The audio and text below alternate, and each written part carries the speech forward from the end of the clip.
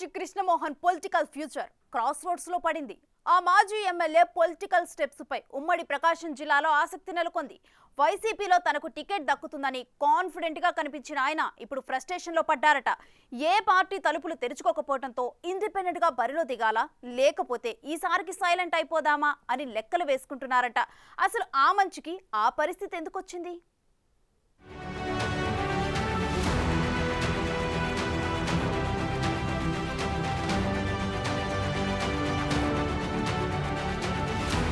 బాపట్ల జిల్లా చీరాల వైసీపీ టికెట్పై చాలా ఆశలే పెట్టుకున్నారు మాజీ ఎమ్మెల్యే ఆమంచి కృష్ణమోహన్.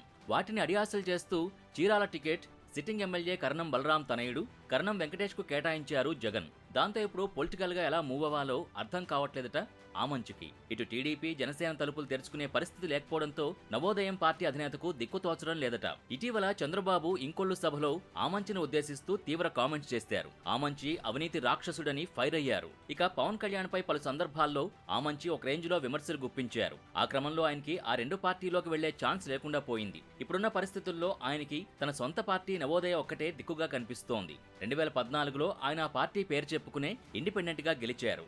అయితే అప్పట్లో ఆయనకి మాజీ సీఎం రోసయ్య సహకరించడం కలిసొచ్చింది.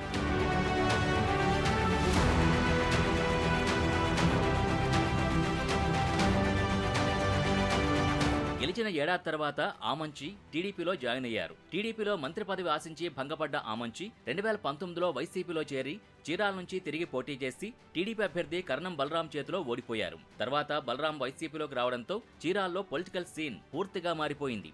ఆమంచి కరణం వర్గపోర్కి చెక్ పెట్టడానికి ఆమంచిని జగన్ పర్చూరు వైసీపీ ఇన్ఛార్జిగా పంపారు. అయిష్టంగానే అక్కడికి వెళ్లిన ఆమంచి అక్కడ గెలిచే సీన్ లేదని తిరిగి చీరాలు తిరిగొచ్చి ఎన్నికల్లో పోటీకి తన అనుచర గణాన్ని సిద్ధం చేసుకున్నారు.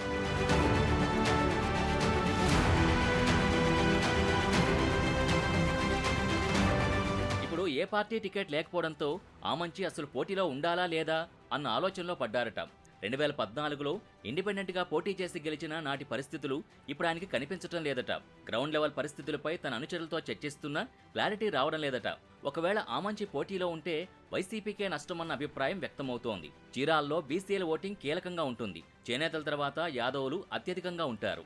ఆ లెక్కలతోనే టీడీపీ కొండయ్య యాదవ్ని బరిలోకి దింపింది. మరోవైపు గత ఎన్నికల్లో కరణం బలరాంకి సపోర్ట్ చేసిన మాజీ మంత్రి పాలేటి రామారావు ఆయనతో పాటు వైసీపీ బాట పట్టిన ఇటీవల తిరిగి టీడీపీ గూటికే చేరారు.